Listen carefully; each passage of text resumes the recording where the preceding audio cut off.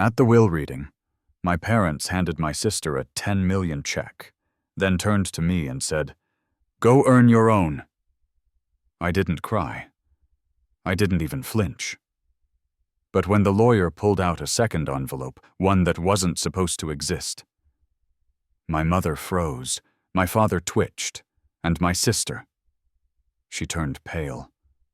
They had no idea what was coming. But I did. My name is Claire Whitman. I'm 30 years old.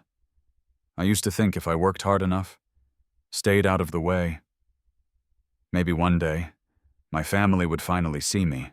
I wasn't the loud one, or the perfect one. I was the girl with messy notebooks and strange ideas about plant memory, the girl they called eccentric behind closed doors. But what they didn't know was that Grandpa never stopped watching, and he left behind something that would burn their lies to the ground. Before I take you into the moment everything changed, please hit like, drop a comment, and subscribe.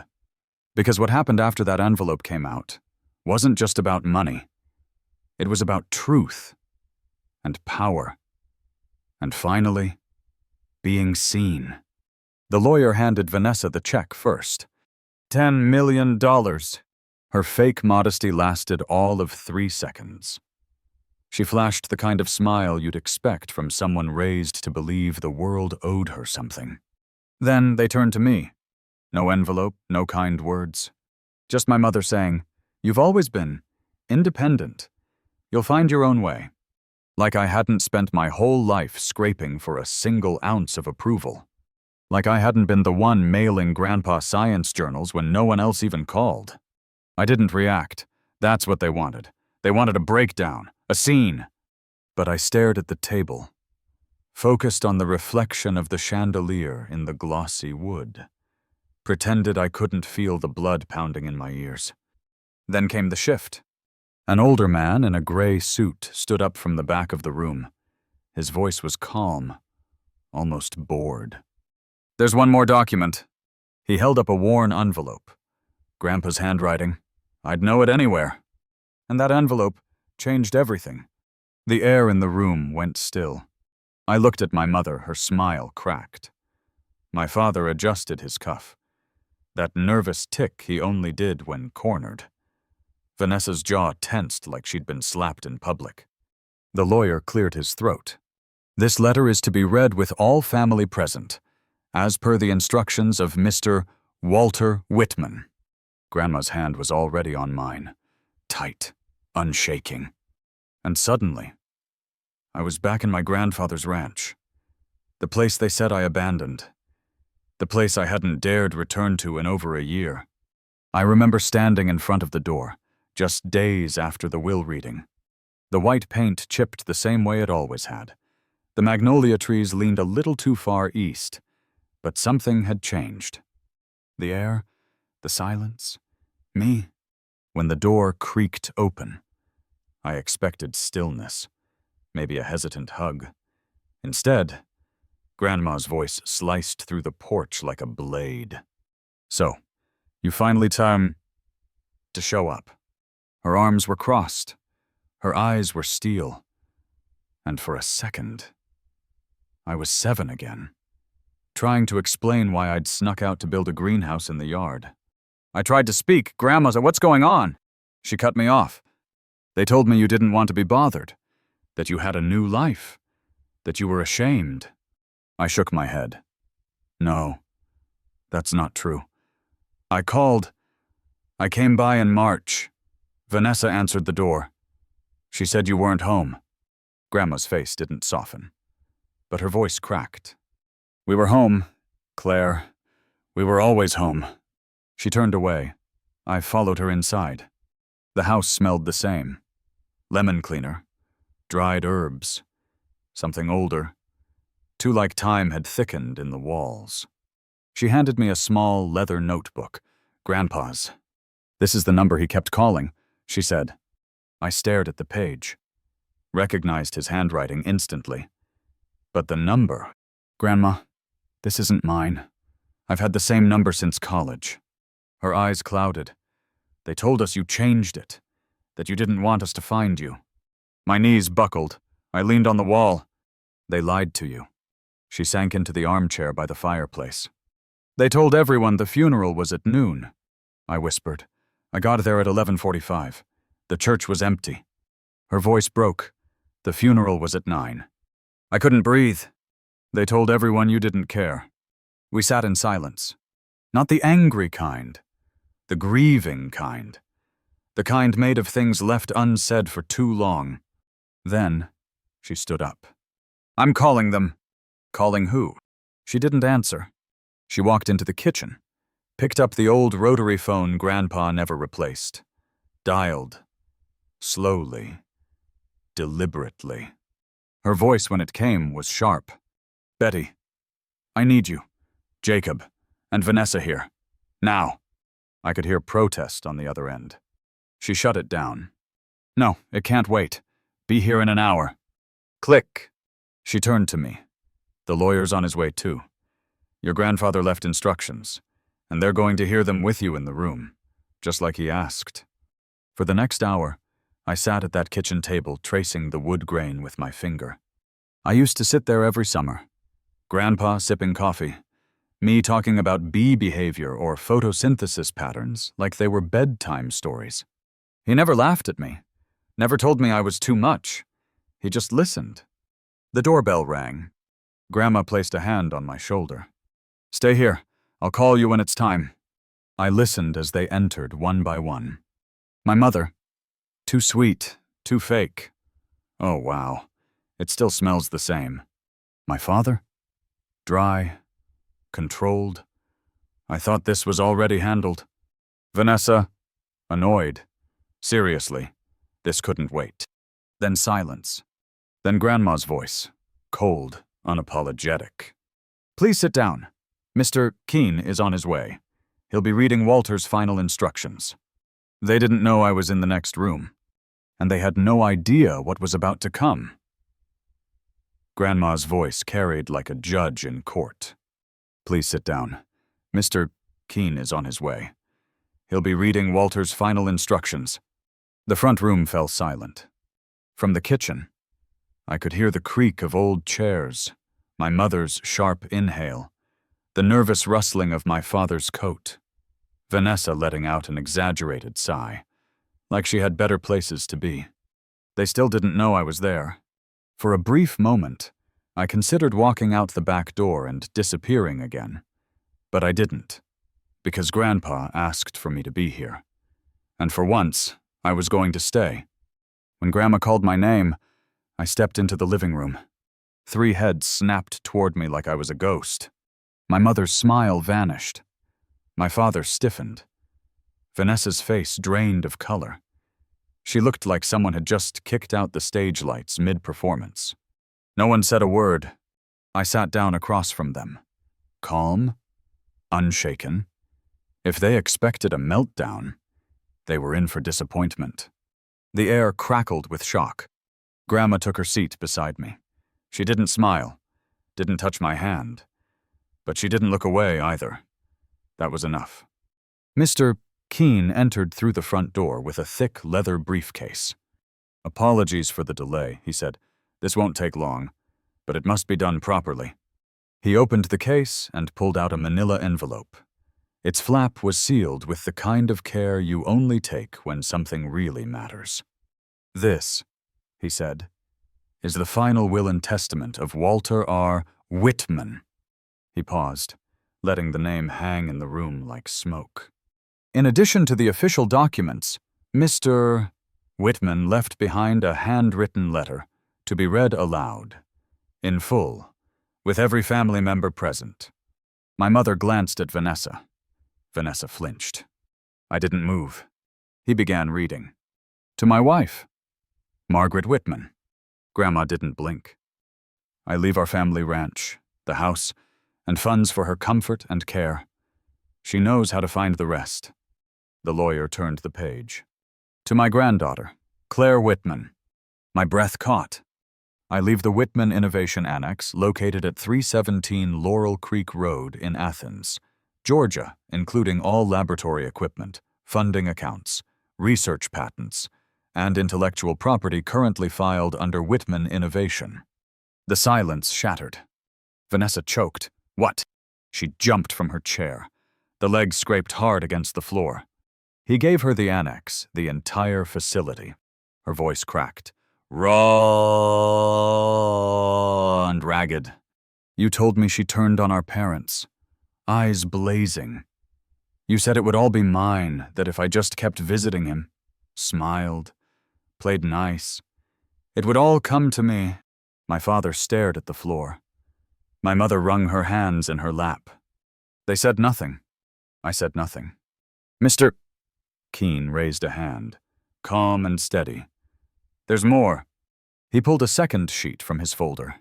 A personal letter, written by Mr. Whitman, to be read aloud in this room, in front of the family. Vanessa let out a bitter laugh. Of course there is. No one joined her. Grandma opened a side drawer and handed over a folded letter. The edges were worn, the paper creased in perfect thirds. He wrote this the week before he died, she said. He made me promise. Mr. Keene took the letter gently and began to read. To my dearest Claire, his voice softened. If this is being read, then I'm no longer by your side. But my belief in you remains stronger than ever. I didn't dare look at anyone. You were always the quiet one, the observer, the thinker, the one who asked why when no one else even noticed there was a question. I felt my throat tighten. Vanessa sparkled in ways they understood. You glowed in ways they couldn't translate. And instead of learning your language, they shut you out. I saw my mother's shoulders tense. My father shifted uncomfortably. Vanessa looked away. Mr. Keene continued. I don't blame her entirely. She played the part they handed her. But you wrote your own role. And that, my girl, takes courage. The letter went on. I saw the day you won your first science fair. I saw how you clutched the trophy and asked me to hide it. You said, maybe if I don't show it, they'll stop looking at me like I'm someone else's kid. Someone across the room exhaled a sound that didn't know whether it wanted to be shame or regret. You deserved celebration, not invisibility. And while I can't undo the damage, I can give you something that is entirely yours, a place to build freely, without apology, without their shadows. Mr. Keene folded the letter slowly and set it on the table. I didn't speak right away. I wanted the weight of Grandpa's words to linger. Finally, I said, I remember that science fair. My voice was steady. Mom didn't come. She was at Vanessa's rehearsal. I turned to my sister. And you told everyone I only cared about grades. You made sure I'd never feel proud without feeling punished. She snapped. You always made yourself the victim. No, I said. You made me invisible. There's a difference. My mother stood abruptly. Enough. Claire, you're twisting things. We've been through a lot. Grandma cut in, sharp as a blade. This family has lived a lie, and I let it happen for too long. Grandma's voice sliced through the room like a gavel. This family has lived a lie, and I let it happen for too long. The room froze. My mother turned toward her, stunned. Mother, don't. But Grandma didn't flinch. I watched all of you twist the truth around Claire for years. I believed you when you said she didn't care. I should have known better. My father shifted in his chair. Look, Claire got her education, her research, her travel. That wasn't free. No, I said, it wasn't. But you didn't pay for any of it. They looked at me like I'd just spoken in another language. Grandpa did. I continued. Every single cent. The scholarships he found, the flights he booked, the journals he subscribed to in my name. You didn't even know where I was half the time. My voice cracked, but I didn't stop. You made me feel like a burden. He made me feel seen. Vanessa stood, her face tight with rage. This is ridiculous. I was told I'd get everything. I was the one who stayed. I was the good daughter. No, I said, my voice low but steady. You were the performer, the chosen one. I was the hidden one. But Grandpa didn't forget me. And now, you don't get to erase me anymore. Her eyes narrowed. Why should you get anything? Just because you're a sad little genius in a lab coat. I smiled not wide, just enough. No, I get something because I earned his love honestly. And that's the one thing you never understood. Love isn't a performance. Vanessa's hands clenched into fists. My mother opened her mouth to interrupt, but Grandma stood again. This time, she moved to the center of the room. Her hands trembled, but her voice didn't. I regret that Walter left you anything, she said to Vanessa, her eyes hard. You may have played the role, but it was never love. It was a transaction, and I'm ashamed I didn't see it sooner. My mother gasped. Mom, please, you're emotional. No, Grandma said. I'm finally clear. Get out, all of you. Silence, then confusion. You can't be serious, my father said. Grandma stepped forward. I set out. You are no longer welcome in this house. Still, no one moved. Then Vanessa grabbed her purse and stormed toward the door, her heels hitting the hardwood like gunshots.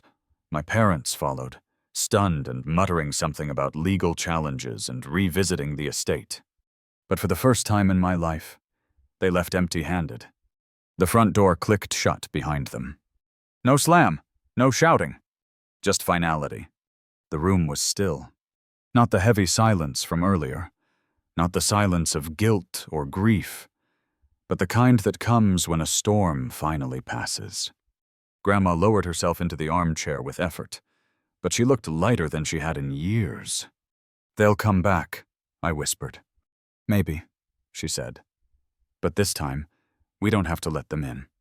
I sat beside her, too stunned to speak.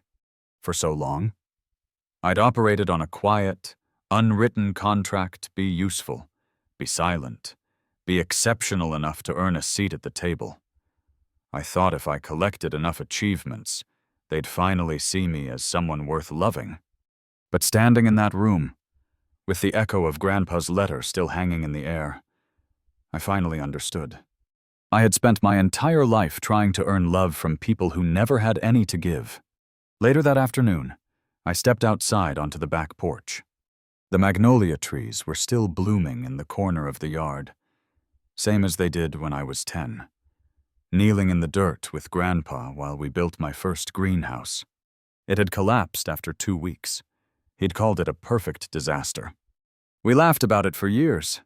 I thought of that girl, wild hair, dirty knees, a brain full of questions nobody ever wanted to answer. How long had she been buried under someone else's expectations?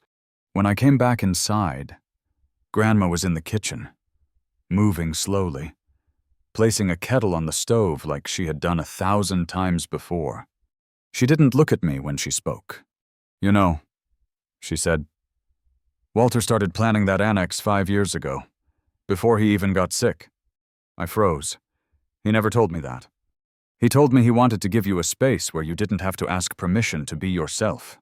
I felt the tears before they came quiet. Steady. No shaking. Just release!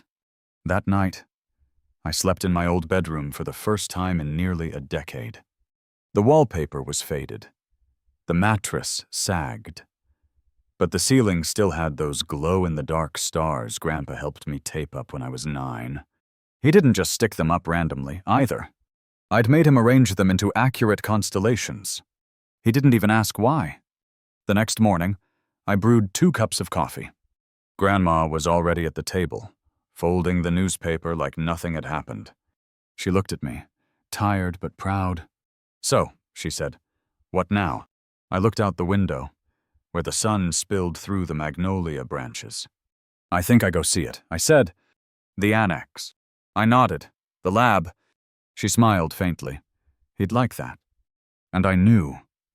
Wherever he was, he already did. The drive to the annex didn't feel like a victory lap. It felt like walking into a memory that hadn't finished forming yet. I followed the dusty road off Laurel Creek until the trees opened up. And there it was. A converted barn. From the outside.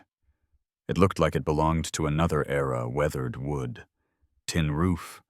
Wide double doors that once welcomed horses, not scientists, not. But inside was something different. Magic. I stepped through the entrance, half expecting to see hay bales and saddle hooks. But instead, morning light poured through glass-paneled walls.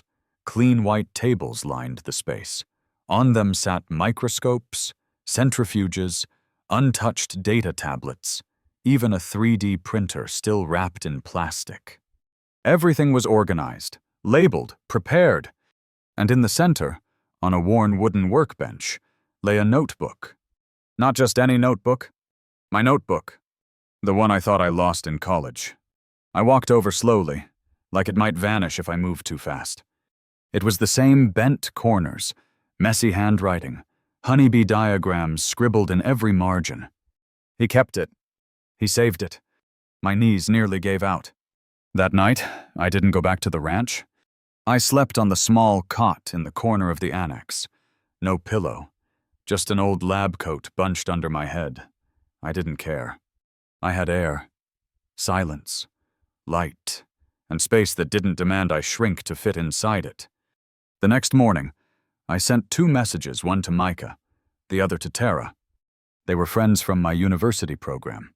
Idealists, overworked, underpaid, brilliant.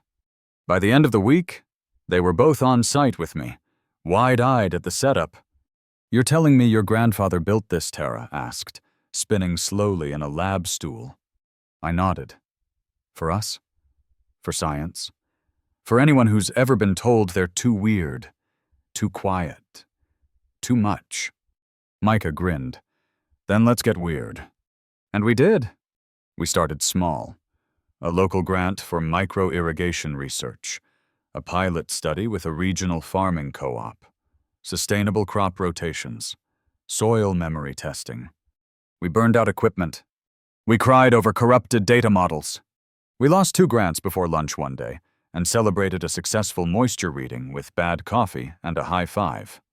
But every morning, we showed up. Every day, we unlocked the doors to a place that didn't ask us to explain who we were.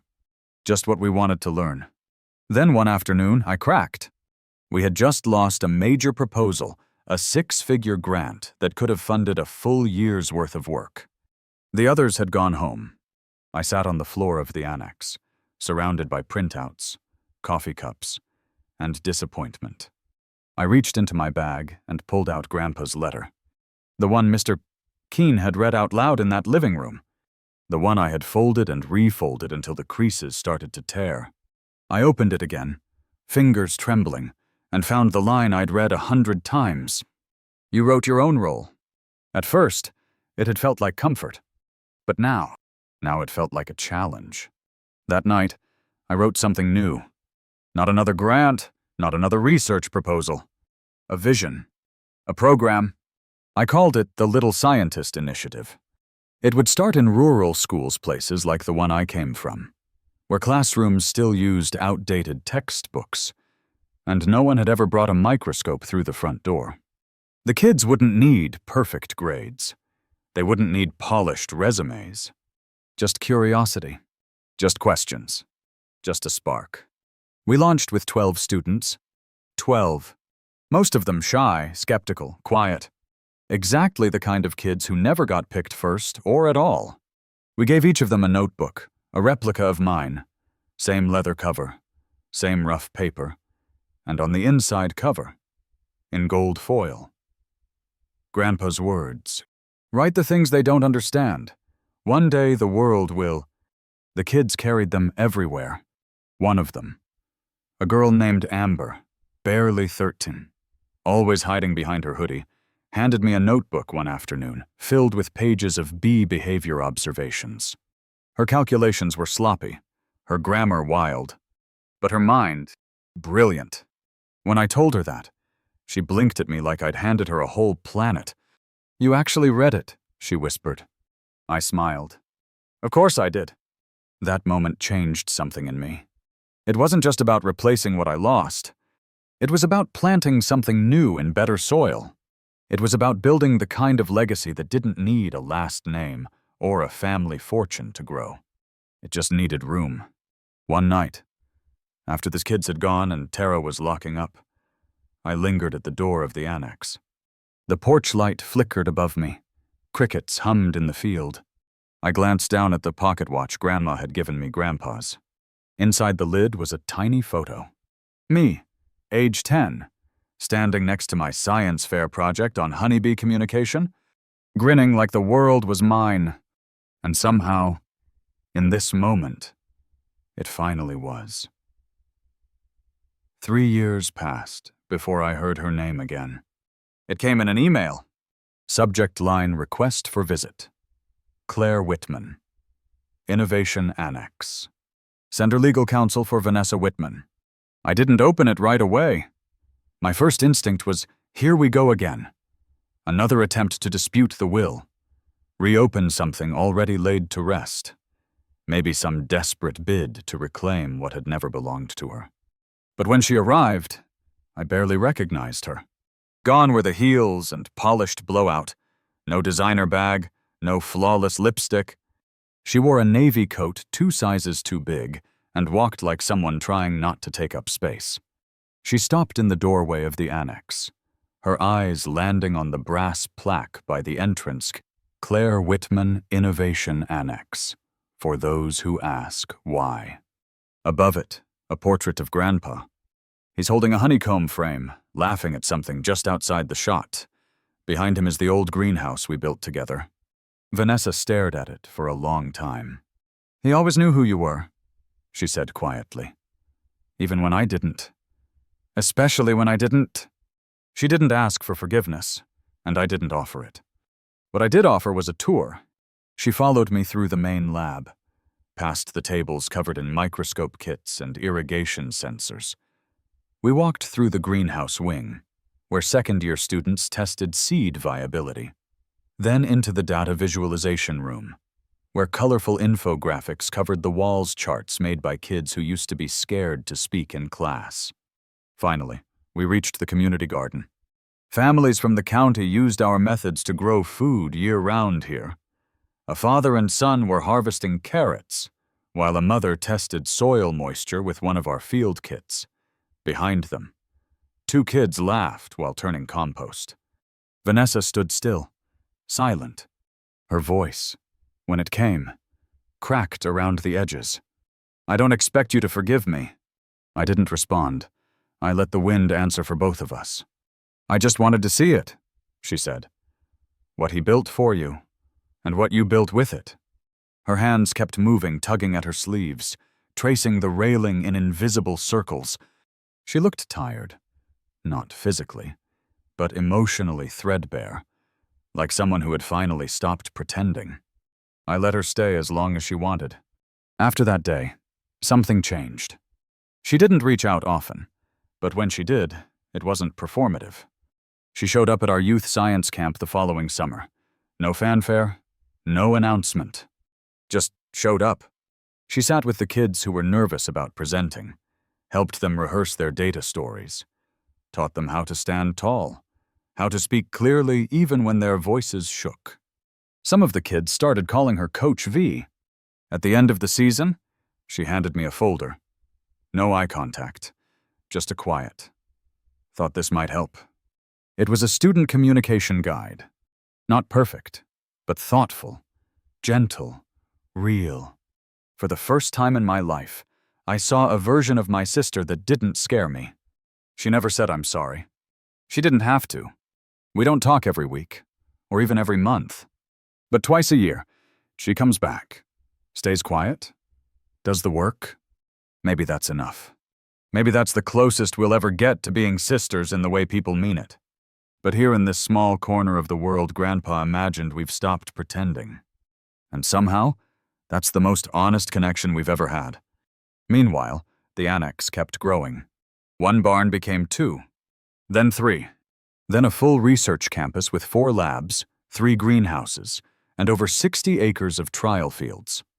We developed drought-resistant seed varieties that now feed thousands in the South, especially in counties where traditional crops had failed for years. We partnered with universities across the U.S., and later, in Kenya and Brazil, to share regenerative agriculture findings. We trained students from schools that hadn't received new science textbooks in over a decade. We helped local farmers rebuild entire crop systems after floods. And just last month, I stood on stage in San Francisco, accepting a national grant for climate innovation. The lights were blinding, but I didn't flinch. I wore a navy blue suit. In the breast pocket, Grandpa's pocket watch. Grandma had given it to me the year before. Inside the lid, tucked behind his initials. Was that photo again? 10-year-old me, beaming beside my honeybee project. He'd carried it with him every day. Now it sits on my desk in the annex, right where the morning sun hits it just right. Some days, I sit there alone before the others arrive, staring at that photo. I don't talk out loud, but I answer him anyway.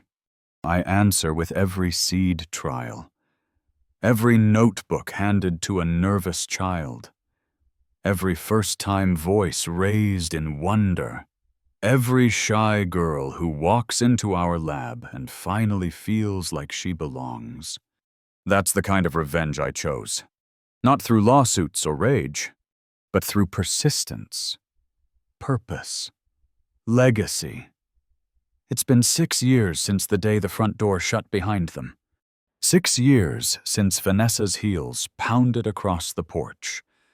Since my parents whispered threats of legal action under their breath while walking away with nothing. They never did sue. They never came back. Not really. Occasionally, I see their names in places I didn't expect: charity press releases, investment articles, glossy brochures from Florida retirement communities. They've leaned into reinvention, but I'm not sure they ever learned how to tell the truth. And me, I stopped checking for apologies that were never going to come. I stopped hoping for reconciliation that was never real. I stopped needing them to acknowledge my existence to feel like I had one. It's strange, what stays with you. There are days I don't think about them at all. Days so full of purpose that I forget how much space they used to take up in my chest. But then something will happen, an unexpected flash of memory, or a sentence said just the wrong way, and I'm back in that old kitchen, back at that polished table, waiting for someone to see me. Only now, I see myself. The annex is still growing. What started as Grandpa's dream has become something no one, not even he, could have fully imagined. We've added 2 more greenhouses in the last year alone. Our youth program now reaches 6 states. And last month, one of our first little scientists, Amber, received a full scholarship to study entomology at a top-tier university. She sent me a photo of her acceptance letter clutching her notebook with Grandpa's quote still printed on the inside cover. She added one line under it in her handwriting. "They understand now." I cried when I read that. Not the broken kind of crying. The full kind. The kind that says, I made it. And so did she. Grandma lives in a small apartment connected to my house in town now. She's slower these days. A little more forgetful, but her sharpness still cuts through when it counts. Every morning, we have coffee in the sunroom. She tells me stories I've never heard before about Grandpa, about her own dreams, about the quiet revolutions she never told anyone she was fighting. She once said, Walter believed soil could remember kindness, and I think he was right. This place, this work, it remembers everything. Sometimes, when the sun begins to fade, I walk to the far end of the annex property. There's a wooden bench there, old, weather-worn. Grandpa built it himself, years before the annex ever broke ground. From that bench, you can see the sky stretch wide over the fields. The solar irrigation grids glint like mirrors. The garden plots breathe in silence. And when the wind moves just right, I swear I can hear him. Not his voice exactly, but the shape of it, like a message moving through the leaves. On those nights, I think about who I used to be. The girl who asked why until people stopped listening. The girl who tracked bee behavior in spiral notebooks instead of going to parties. The girl who held a science fair trophy like it was evidence in a crime. I wish I could go back and whisper something to her. Not comfort, not reassurance, but a truth I didn't learn until much later. You were never the problem. I spent so long trying to be palatable, acceptable, unoffensive. I thought if I earned enough awards, played small enough, smiled at the right moments, I'd get a seat at their table.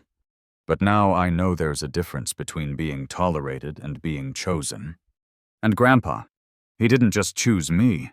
He built a place where I could choose myself. Sometimes people ask me if I'm still angry, if I still wish things had gone differently, if I'd rather have grown up in a family that embraced me from the start. And the truth? No. Because if they had accepted me early, I might have never learned how to fight for the kind of belonging that couldn't be revoked. I might have never discovered that revenge doesn't always look like fire. Sometimes, it looks like flourishing. Some stories don't end with applause. They end with peace. Not the loud kind that makes headlines or wins courtroom battles, but the quiet kind that seeps in after the shouting fades. The kind that comes when you stop needing permission to exist. This is what I know now. You can build a life without your parents' approval. You can create legacy out of scraps. Grow trust where there was once silence. Raise something beautiful out of what tried to bury you. Not because you're trying to prove anything anymore, but because you're finally free not to. For the longest time, I thought healing would feel like triumph. Like fireworks or winning. But healing, real healing, it's slower than that, quieter. It's sitting on a bench at the edge of a field you planted. It's watching a child hold a microscope for the first time and whisper, "I didn't know I could do this." It's knowing you no longer flinch when someone mentions your mother's name. Not because it doesn't hurt, but because it no longer decides who you are. I don't hate my family. Not anymore. I don't miss them either. What I do think about more than I expected is how much time I spent trying to earn love from people who measured it like currency. I used to think that if I could just be enough, they'd see me. Turns out, I only ever needed to be enough for one person. And he saw me from the very beginning. Grandpa didn't fight to change them. He gave me the tools to outgrow them. He gave me land and light. And legacy. He gave me permission. And with that, I stopped trying to fix a family that was never broken, just dishonest. And I started planting something new. These days, I think a lot about legacy. Not the kind measured in bank accounts or buildings named after you, but the kind that lives in people. In actions. In what you choose to protect when no one's watching. Grandpa used to say that kindness isn't a performance, it's a practice. And in this annex, in this life, that's what we try to live. We teach science, yes, but we also teach presence, patience, curiosity. We teach kids that their questions matter, that who they are is enough, that their voice doesn't have to be loud to be powerful. Every notebook we give out still carries Grandpa's words. Write the things they don't understand. One day the world will. And every time I see a child flip open that notebook and begin to write, I believe it all over again. Some people will hear this story and see it as poetic justice. The forgotten girl inherited the lab. The golden child got nothing. But that's not what this is about. This isn't a revenge story. It's a reclamation. Of voice. Of truth. Of space. If you've ever been overlooked. If you've ever been erased quietly instead of attacked loudly. If you've ever been told you were too different, too much, too intense, too quiet, I want you to hear me now. You don't have to wait for their permission. You don't have to match their version of acceptable. You don't have to perform your worth. You get to build, you get to begin again, and you get to take up space.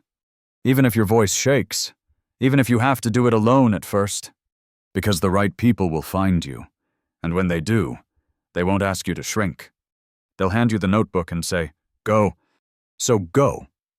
Start something they don't understand yet. Write your own role. And one day, the world will catch up. If this story meant something to you, if it reminded you of your own journey, or someone else's. Please take a moment to like this video, leave a comment, and share it with someone who needs to hear it. And if you're still figuring out how to take your next step, that's okay. Start with a question, just like I did.